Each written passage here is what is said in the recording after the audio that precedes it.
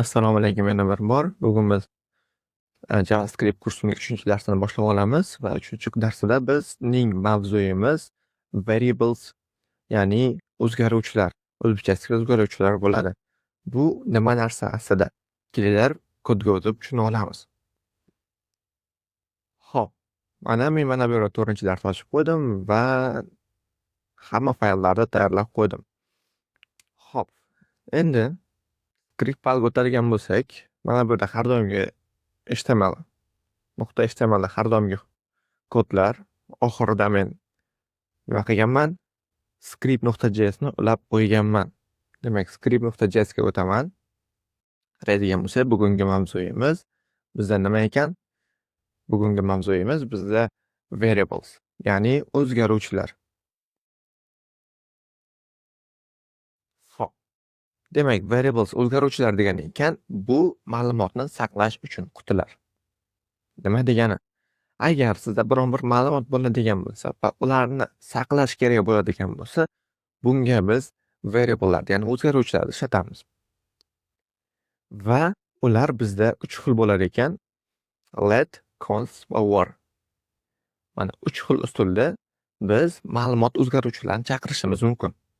Let bilan chaqirishimiz mumkin, const bilan chaqirishimiz mumkin va var bilan chaqirishimiz mumkin. Va bularning farqi nimada? Birim-birim ko'rsatib ketaman. Xo'p, birinchi letga o'tadigan bo'lsak, let bizda ma'lumot o'zgaradi. Ya'ni let degan qutida aytganimdek, let bu ma'lumot saqlash uchun qutilar, to'g'rimi? Demak, let ham bu bizda quti ekan. Xo'p, letga tegishli bo'lgan ma'lumotni biz o'zgartirsak bo'lar ekan. Ya'ni let ichiga biron bir ma'lumot solsak, keyin tasavvur qiling, let bu bunaqa musor soladigan idish. Va uning ichiga biz musor solyapmiz. Ana shu musorlar bizda esa ma'lumotlar. O'sha musorlarni keyin olib tashlashimiz ham mumkin. Bilmasa tashlanib ketib ketganda olib tashlab boshqa musor qo'yib qo'yishimiz mumkin, to'g'rimi? O'sha musor idishga o'rnagadi. Xuddi shunday let bizda quti bo'ladigan bo'lsa, o'sha qutiga biron bir ma'lumot qo'ygan bo'lsa, keyinchalik u ma'lumotni olib qo'yib, o'rniga boshqa ma'lumot qo'yishimiz mumkin. Keling ko'rsataman. Let deyman. Va letga albatta biron bir qutiga nom berishimiz kerak bo'ladi, chunki qutilar ko'p bo'ladi va qutilar adashib ketishi mumkin. JavaScript kodini o'qiyotganda albatta qutini nomiga qarab ma'lumotni shaqa uzatadi. Yosh deymiz, to'g'rimi? Demak, quti ochildi, mana quti yaratildi, let bizga quti yaratdi. O'sha qutiga nima nom qo'ydik? Yosh degan nom qo'ydik. Endi unga qiymat beramiz. O'sha qutiga, o'sha joyga nima qiymat berishimiz mumkin? Albatta biron bir yosh, masalan 18 yosh. To'g'rimi? Xo'p, bizga quti yaratdik. Endi buni biz o'tgan safar aytib o'tdim, console log, browser console va console log darsligida aytib o'tdim. Bu narsani biz tekshirmoqchi bo'lsak, yoki qiymatni ko'rmoqchi bo'lsak, nima qilishimiz kerak? Bizda console.log degan narsa qilishimiz kerak. Console.log va mana bu 18 deymiz. Qutini nomini bersak, demak, qutini nomini mana shu qutida narsa bor desa, bizda console.log o'sha qutini ochib beradi va ma'lumotni ko'rib beradi. Xo'p, yana bir marta qaytaraman. Bizda yosh degan quti bor, uni qiymati 18 ga teng va o'sha qutini qayerqadir yuborsa, masalan, console.log ga yuborsa, u brauzerda o'shani ichida nima bo'lsa, mana shu qutining ichida nima bor, o'shani ko'rsatadi.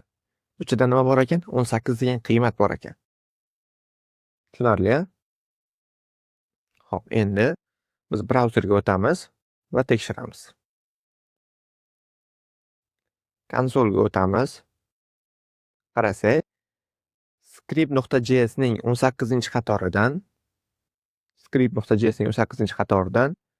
23-qatoridan 18 degan qiymat chiqyapti. Qaraymiz, 23-qatoridan 18 degan qiymat chiqyapti. Demak, yosh nimaga teng ekan? 18 ga teng ekan. Endi let nimaga ma'lumot o'zgaradi? Ma'lumotni qaytarib uzatsa bo'ladi. Demak, bizda let bu nima qiladi? Yangi o'zgaruvchi yaratadi. Lekin biz yangi o'zgaruvchi emas, eski o'zgaruvchini o'zgartirishimiz kerak. Buning uchun yosh deymiz va uni 16 ga tenglashtirib qo'yamiz. Demak, oldida let degan qiymat bo'ladigan bo'lsa, eslaringizda qolsin. bu yangi o'zgaruvchi yaratadi. Agar unaqa narsa bo'lmaydigan bo'lsa, eskisi bo'lsagina eskisini o'zgartiradi. Qaraymiz, 16 ga o'zgardi. 24-qatorga. 24-qatormi, 24-qator. Demak, ledni uzatishni tushundinglar. Endi mana bu yerdan yosh teng 8 yosh deydigan bo'lsa, konsolga nima chiqadi? Bir pauzaga qo'yib, o'ylab ko'ringlar nima chiqishini. Agar nima chiqishini topolmagan bo'lsalaringiz, ko'rsataman. 16 chiqyapti. Nimaga 16 chiqyapti? Chunki birinchi yosh yaratilyapti, to'g'rimi? Xo'p, bizga quti yaratildi va 18 qo'yildi. Keyin o'sha qutiga yana ochildidagina 18 o'rniga 16 qo'yildi. Keyin esa u console.log yordamida nima bo'lyapti? Brauzerga chiqaryapti. Brauzer konsolga chiqaryapti. Va o'sha payti o'zining tepasiga qaraydi. Tagini nima o'zgargan bo'ladi? 16 bo'lib turibdi oxirgi martasi. 16 ni chiqaradi. Konsolga chiqqandan keyin, ya'ni brauzerga chiqib bo'ldi, mana bu yoqqa chiqib bo'lgandan keyingina yosh yana o'zgarib qolyapti. Tushunarli? Agar mana bu yosh konsoldan tepada bo'lganda, u yosh 18 ga teng bo'lardi. Lekin yosh pastda bo'lganligi uchun eng oxirgi qiymat, eng oxirgi o'zgartirilgan qiymat nima bizda? 16. O'shaning uchun 16 ga teng bo'lyapti. Agar albatta yana bir marta console.log deydigan bo'lsa, yosh deymiz yana. Nima bo'ladi? 8 ga teng bo'lyapti. Oxirgi qiymat 8. Nechinchi qator? 26-qator. Mana 26-qator. Tushunarli bo'ldi degan umiddaman. Demak, ledni biz o'zgartirsak bo'lar ekan. Va yana bir marta uni o'ziga yarasha qonuniyatlari bor. Nomlash qonuniyatlari, buni sal keyinroq tushuntirib o'taman. Const o'zgarmas. Aytib o'tgandek, const o'zgartirib bo'lmaydi. Kelinglar. Const deymiz. P. To'g'rimi? 3.14. Const P 3.14. Endi konsol logga chiqarib ko'ramiz buni ham. P deb.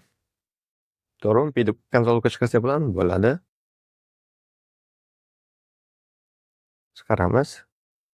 3.14. Eng oxirgi qiymat. Demak, zo'r. Bizda const yordamida ham ma'lumotlar saqlanyapti. Ya'ni const degan qutiga ma'lumotlar saqlanyapti. O'sha qutini chaqirganimizda ma'lumotlarga biz ega bo'lyapmiz. Hammasi zo'r. Lekin endi buni o'zgartirib bo'lmaydi. Masalan, p ni bunaqasiga 3 deb qo'yishimiz mumkin emas. Mana 3 ga o'zgartirdik. Oxirgi qiymat 3, to'g'rimi? Demak, mana bu quti yaratildimi? Keyin bu qutini ichiga ma'lumot solindimi? Ikkinchi marta bu narsani ochib bo'lmaydi. Qaraymiz. Mana bu yerda qip-qizil xatolik chiqyapti. Type error assigned to constant variable. Demak, konstantada xatolik beryapti. Ya'ni konstantani nima qilyapmiz? Biz qiymatini o'zgartirishga harakat qilyapmiz. Agar bu let bo'lganda, tepada let bo'luvdi, keyin o'zgaryapti. Lekin bu yerda esa o'sha nom bilan chaqiryapmiz. Nima bo'lyapti? Qiymat o'zgarganda bu yoqda xatolik beryapti. Demak, const va letning farqi nimada ekan? Buni qiymatini o'zgartirsa bo'ladi. Bunikini qiymatini o'zgartirib bo'lmaydi. Tushunarli? Devorga chiqarib qo'yaman. Let bilan const farqini tushundik. Xo'p. Endi varga o'tamiz. Var nima degan ekan? Var letga o'xshash. Lekin eskiroq versiyasi.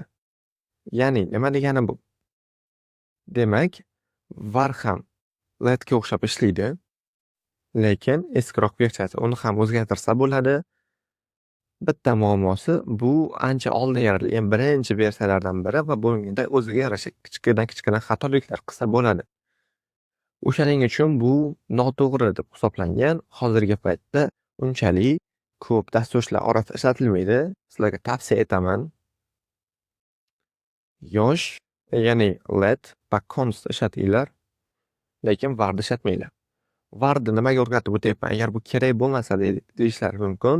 Eski videolarda yoki eski dasturlash kodlarida LED yoki Const o'rniga Word ishlatilib ketgan bo'lishi mumkin va sizlar o'shanaqa proyektlarni qaytadan to'g'irlashlaringiz kerak bo'ladigan bo'lsa, shunaqa turdagi kodlarga ishlaringiz tushadi.